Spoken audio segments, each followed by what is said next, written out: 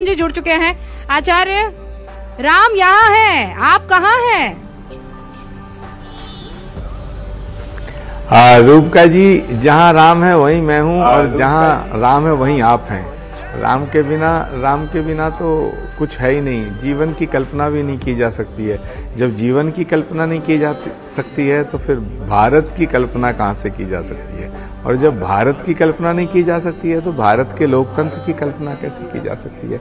आपको बधाई देता हूँ कि आपने अपने जीवन की नई पारी भगवान राम की अवतरण स्थली, भगवान राम की जन्मभूमि अयोध्या जी के पावन तट और सरजू जी के पावन तट और अयोध्या की पावन मिट्टी से शुरू कर रहे हैं। आपको बहुत बहुत बधाई, बहुत बहुत शुभकामनाएं। बहुत शुक्रिया आचार्य। और ये मेरे लिए भी सौभाग्य है।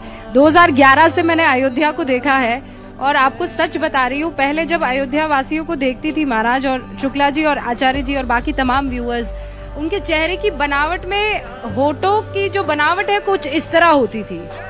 मतलब वो चिंता और वो उदासी साफ तौर पर झलकती थी। लेकिन आज जब मैं आई हूँ तो ये होठ ऊपर की तरफ चले गए हैं। ये बनावट जो है वो ऊपर की तरफ चंद्रमा की तरह अब इस वक्त नजर आ रही है। लेकिन आचार्य, एक सवाल मुझे आपसे सच में पूछना है। बहुत लोगों ने न्योता ठुकरा दिया। अगर आचार्य प्रमोद कृष्णम को प्राण प्रतिष्ठा का न्योता मिलता तो आचार्य प्रमोद कृष्णम क्या करते, आचार्य होने के नाते भी और कांग्रेस के एक बहुत बड़े चेहरे होने के नाते भी? नहीं रूपिका जी, मैं आपको थोड़ा बता दूं, जानकारी दे दूं। मुझे श्री राम जन्मभूमि ट्रस्ट की तरफ से निमंत्रण प्राप्त हुआ है और मेरा ये परम सौभाग्य है। मुझे लगता है कि भगवान श्री राम की जन्मभूमि के मंदिर की प्राण प्रतिष्ठा का निमंत्रण मिलना अपने आप में परम सौभाग्य का विषय है। और मुझे ऐसा लगता है कि ये कई जन्मों के पुण्यों का प्रताप है।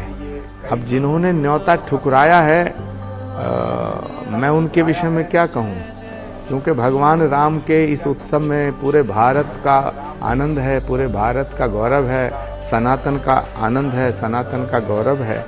और प्रत्येक भारतवासी नहीं, दुनिया में जहाँ भी कहीं विवेकशील और विवेक जागृत व्यक्ति रहते हैं, आध्यात्मिक व्यक्ति रहते हैं, सत्य शाश्वत और सनातन को मानने वाले व्यक्ति रहते हैं, उन सब के लिए ये एक गौरव का विषय है, आनंद का विषय है। एक दीपावली मनाई गई थी जब भगवान राम लंका को विजय करके लौटे थे। एक दीपावली 22 जनवरी को मनाई जाएगी। दूसरी बात, भगवान राम के अवतरण की तिथि को रामनवमी के नाम से जाना जाता है, यानी कि भगवान रामनवमी के दिन प्रकट हुए थे, अवतरित हुए थे। लेकिन 22 जनवरी भारत में राम राज्य की पुनर्स्थापना की तिथि हमेशा इतिहास के पन्नों में दर्ज होगी, ऐसा मेरा विश्वास है।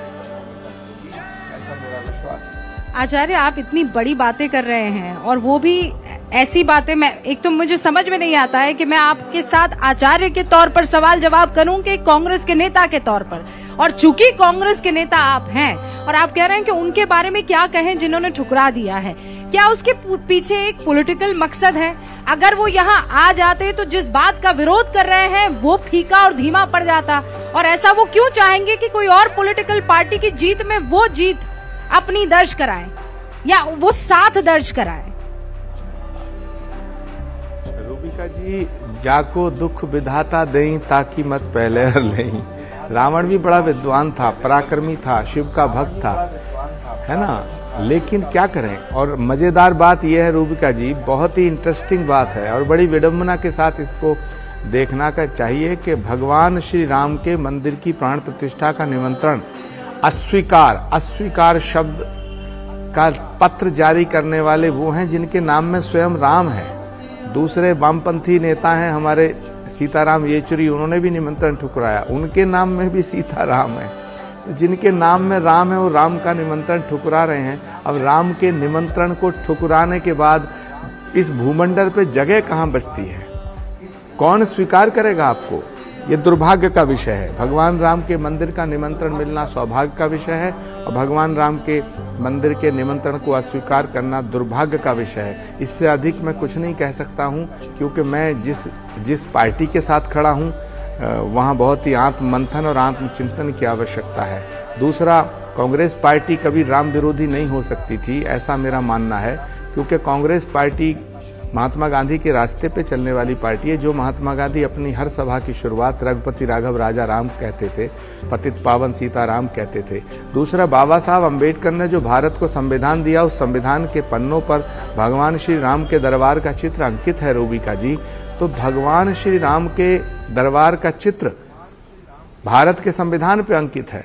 महात्मा गांधी रघुपति राघव राजा राम पतित पावन सीताराम की रामधुन गाते थे। महात्मा गांधी ने ही राम राज्य ये बड़ी विडंबना है कि आपकी इस बात को हम तो कान लगाकर सुन रहे हैं, लेकिन आप जिस पार्टी से बिलोंग करते हैं, जिस पार्टी से आते हैं, वहां पर आंख नाक कान सब के सब मूंद लिए जाते हैं जैसे ही ये वाला आईना दिखाया जाता है। लेकिन इसका फायदा शुक्ला जी आप लोग उठा ले।